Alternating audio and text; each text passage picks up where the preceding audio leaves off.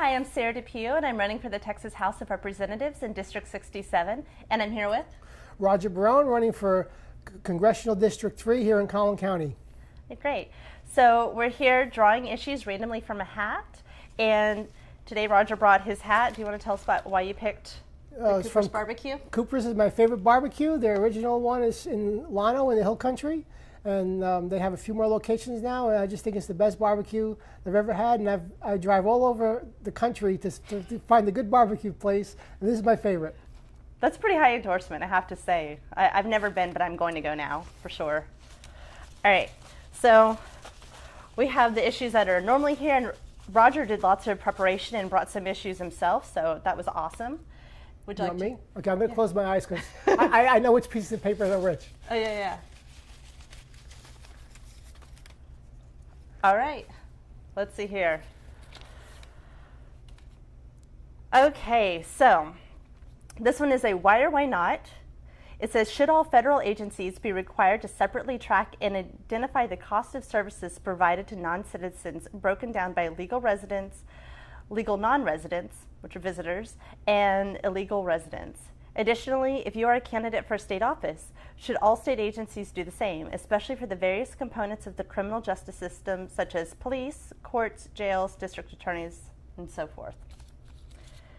All right, so who'd like to start? Would you like me to start, or would you like to go? You can go start. Okay, well, I think that they actually do have some way of estimating. They don't, track the, specific cost tied to every single person, but I actually have seen estimates on cost. There are. But the last ones I've seen were, probably 10 years old. I don't know. Have you seen anything more recent than that? The only thing specifically I've heard recently is that Texas is spending approximately $5 billion a year on educating illegal immigrants. No. And there's supposed to be a bill that they're talking about. Senator Huffines mentioned that there's a bill that they were talking about that they didn't get around to proposing that will require, the bill will propose to require state agencies, certain state agencies, to actually track the costs, for people who are citizens and non-citizens. There's like 4 agencies that he mentioned. I'm not sure exactly. Certainly education was one because it's the biggest thing. $5 billion is almost 5% of the state budget. So the resources I've seen on this were actually put out by Republicans. I can get you their names if you'd like.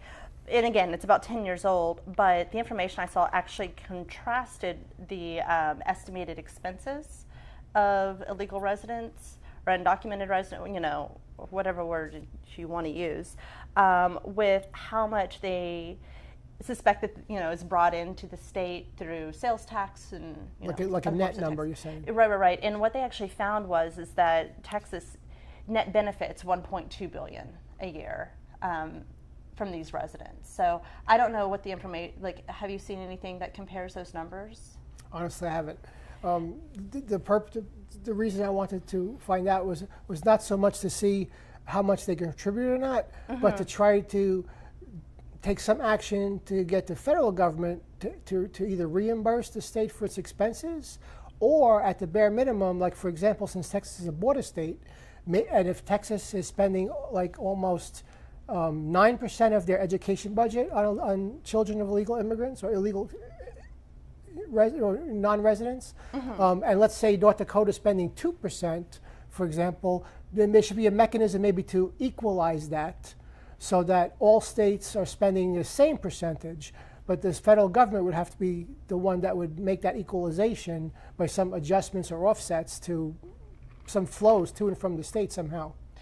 That's a really interesting idea. I haven't actually heard anyone talk about equalizing the cost. Although, I would think that more people being here, more people paying the sales tax is kind of that equalizing factor. And the figures I saw was looking at costs associated with, education, criminal justice, and healthcare. Those are the big 3, I'm sure. Yeah, and with that, they still found that there was a net benefit. However, they said that that's not, distributed evenly, of course, throughout our state. That that local communities, municipalities, so forth, kind of bear a bigger responsibility, but that the state itself actually sees a net benefit. So I don't really know. I'd be interested to see what other states experience on that.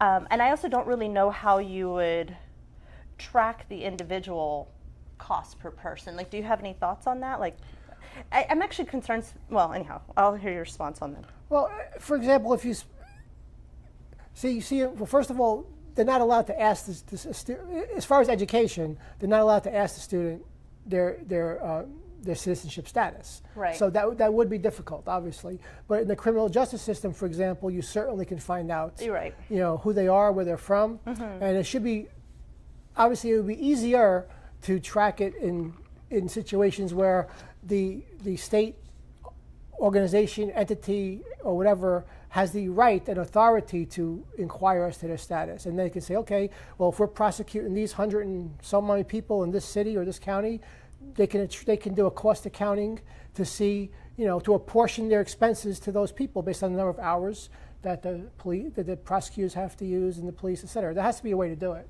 And it's probably easier in criminal justice, honestly, where they have the absolute right to determine their status. In education, obviously, it's more difficult. And I don't even know how they come up with that estimate, honestly, but I'll just take it on its face value. Yeah, I think it's a guesstimate. I think it's based on approximations of how many students are being served, but there's not a hard number that I know of. Maybe there is. I've seen, this is probably one of those, internet land, not quite accurate things, so take this with a grain of salt, but I've seen that some school districts are starting to ask legal status of kids. But again, I saw that on Facebook. Take it with a grain of salt. I've not actually checked into that to see whether or not it's, but I also don't know that that's a good thing. I think there's a reason why we don't currently do that. What are your thoughts? Well, as far as education? Yeah, do you think that as far as legal status should be divulged? Well, as far as I know, they're not even allowed, but based on the Supreme Court ruling. Yeah, I didn't think so either, but again, they don't have a right. Yeah, it says that some people are, but people break court rulings all the time, so I don't know. But do you think that's something that should happen? I would say yes. I think we have a right to know. The states should have a right to know because it's the states that's footing the bill. It's like the Supreme Court gave the state an unfunded mandate. They said you must do this, but that doesn't. They didn't back anything up for the federal government to supply the funds for the states to follow that mandate. Well, the Supreme Court really can't. I understand, but there's nothing that no arm of the federal government followed through based on that ruling to say, well, if the Supreme Court says you have to do it, then we, federal government, should reimburse you.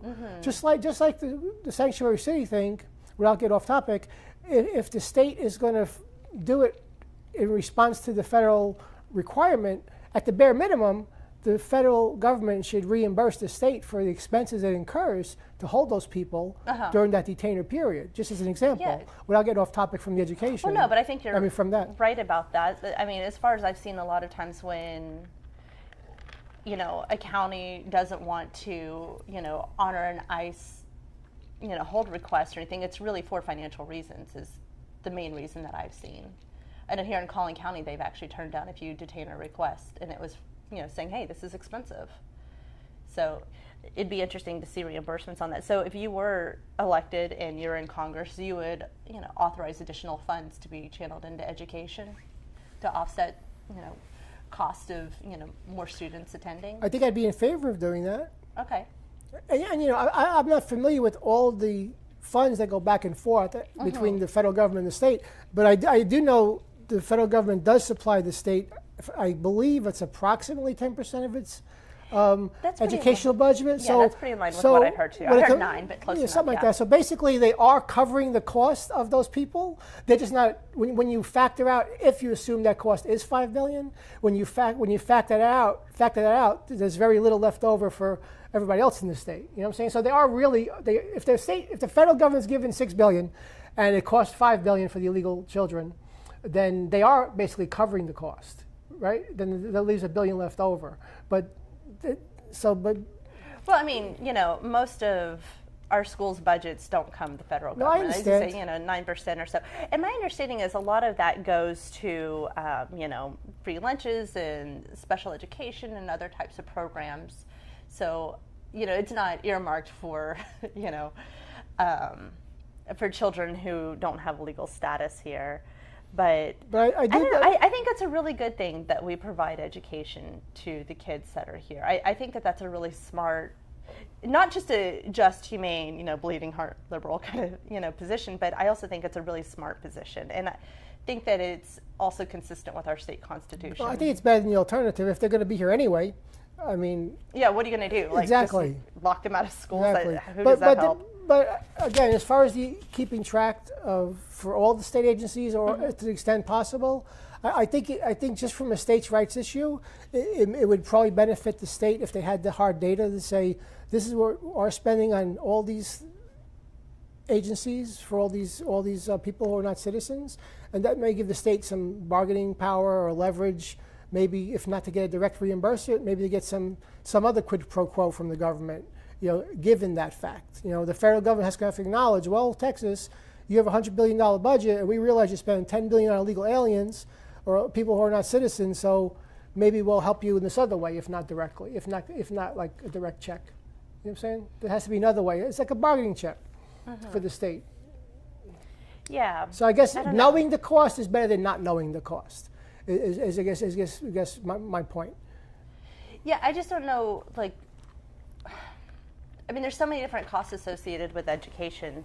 I guess I am failing to sort of see the benefit of knowing for this particular population, but, having more help from the federal government, having more support for schools is, always a good thing. I guess my concern is, can that information be used to harm the students and their families if they have to report their status? I don't think so. I don't think it could, because as long as they still have a mandate to provide the education, simply knowing they're not a citizen, I don't see how that can be used against them, honestly. I mean, I would think 9 times out of 10 the people in the school know anyway, even if they don't ask. And I don't think they're going to treat them any differently. That's just my gut feeling. I don't know. My gut feeling says that people will be hesitant to enroll their kids in school, hesitant to get them involved in that way if it meant disclosing their family status, especially, with SB4 looming over their heads, although, that's been, well, anyhow, that's in the fate of the courts right now. But I think that there's a lot going on that would create a lot of anxieties around disclosing their family status at enrollment. I think that could create problems. But, it's always good to have information about, how much you're spending and so forth. I just don't know the benefit of knowing for this particular population, like what you would do with that. I think it's an interesting point, though, about asking for more help from the federal government. I wonder, could you get that same help based on just estimates of, children that are being served in those numbers? Would it need to be a hard number, or do you think the estimates that, people I'm sure there'll be some agreement on both sides as to how reasonable the number is, and I'm sure reasonable people will say, yeah, that's probably about right. So yeah, given that you're probably spending about that much, we should probably help you. Okay. I think that's how it would play out. I don't think Congress would say, well, you need to prove to us exactly every cent. They know it. They know it. Everybody knows it. Okay. That's my gut feeling. All right. Well, very cool. Well, I kind of feel like I'm done with this issue, unless you have any That's other fine. issues that you. No, that's fine. Anything you want to say about it? Any questions? No? I'm good. All right. Very cool. Well, I really do appreciate you coming over here and talking to me and bringing these issues that, very interesting stuff. So I really do appreciate it. My pleasure. And we haven't said it in the beginning, but, Roger's a Republican, I'm a Democrat, and I really appreciate that you're willing to come sit on my couch, hang out with me, talk about issues that are important to you. It isn't related to this particular issue, but do you want to tell people about the issue that brings you to running for office to begin with? Not right now. Oh, okay. Then we'll save that for another video. It'll It's take too interesting, long. though. Go to his website and check it out. All right. Well, if you have any issues that you want to talk about or have a candidate address, please leave them in the comments below. We'll add them to the hat. And thank you very much for watching. Thank you, Roger, for coming. Thank you for inviting me. Yeah, thank you. All right, bye.